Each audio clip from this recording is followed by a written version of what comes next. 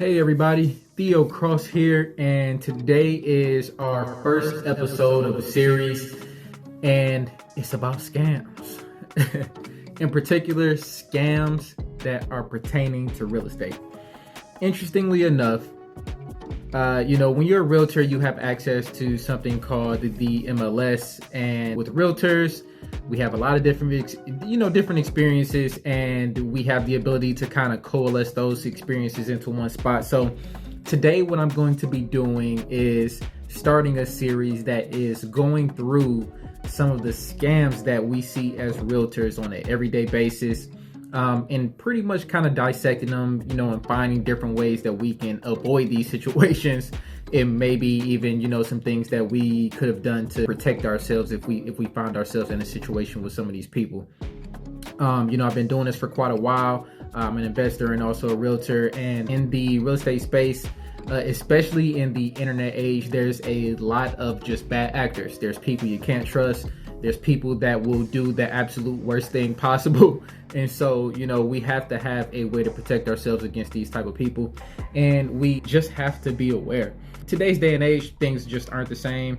You have to have your guards up, and that's just how it goes. So what I'll be doing is treating this something like a Reddit page or, something like that, where I'm just reading the experiences of these people. And then you'll get the idea of the kind of nonsense we run across on an everyday basis and some of the things that we have to deal with. So without further ado, I'm going to get into this one. I'll be honest with you, we're starting a little bit far back. This one's from 2017. So quite a ways away, but an experience that I'm pretty sure isn't out there anywhere on the internet for anybody to consume. So it's something that's kind of just in the back room waiting to come to the forefront. So this one in particular is titled Doctors Out of Boston.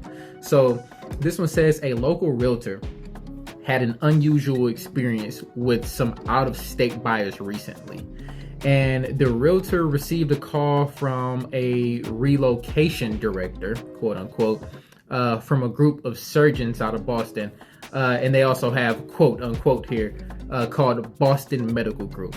And they were looking to relocate to the area, and they basically contacted their relocation department and made arrangements for a house hunting trip, while assisting a medical emergency, quote unquote, again on the flight.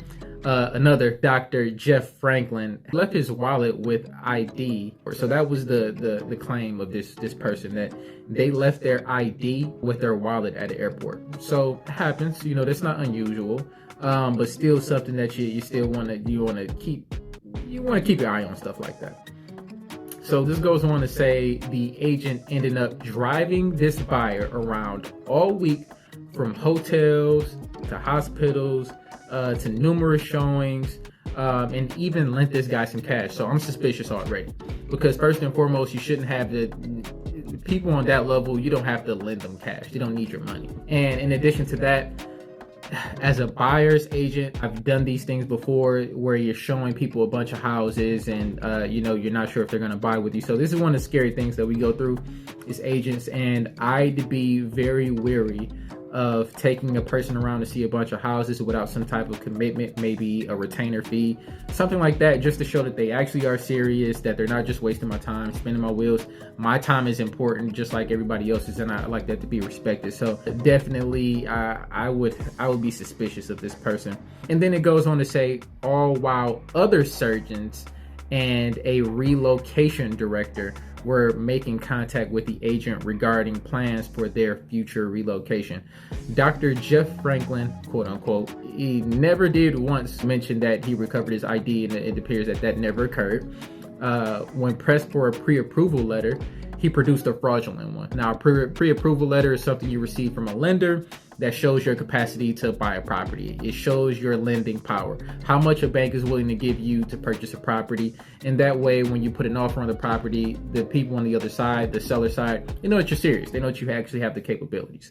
And this guy apparently made a fraudulent one, which is easy to verify. I mean, you can call the lender and, pretty much just check to see if they actually are pre-approved, and in this case they were not. When confronted with the fraudulent pre-approval letter, the quote-unquote doctor stopped communicating. It comes to find out it was a fraudulent name, fraudulent workplace, fraudulent pre-approval. We don't know the intent of this individual or group, but it does go on to say, be aware of the Boston Medical Group and Dr. Jeff Franklin. The agent notify all listing agents of showings that took place. So potentially scary situation, I'll be honest with you. When dealing with people that are going to this length to produce a fraudulent scenario effectively, then you're dealing with some relatively dangerous people that can really cause some harm. I caution everybody to make sure they cross their T's and dot their I's when dealing with clients or quote unquote clients. These are people that they will really hurt somebody and do some damage to some lives. They'll steal money, they'll steal property even. So I'd be very cautious when dealing with people of this nature, and you have to be on the lookout for those little small things that can give you a hint to let you know that this person isn't who they say they are.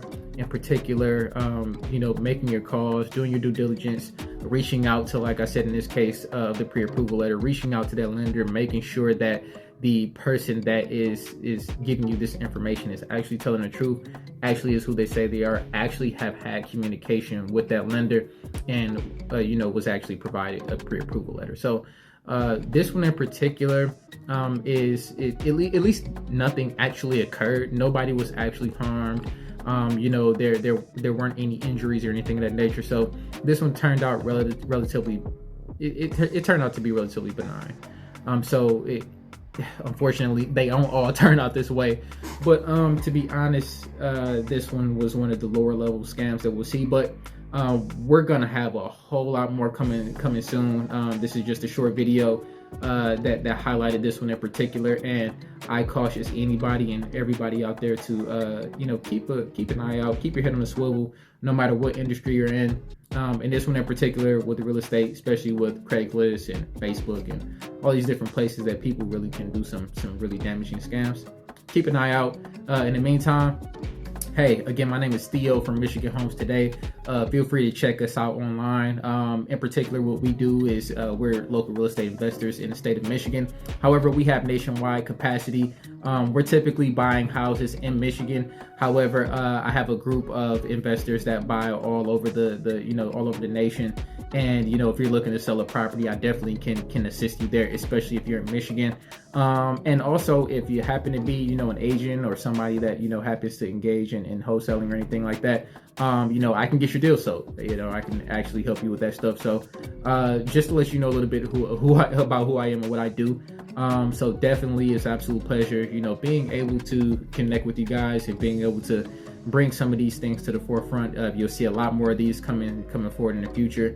And yeah, it's definitely going to be a fun trip. So stay tuned. Check us out, MichiganHomesToday.com. We are buying houses all the time. So hey, hit us up. See you soon.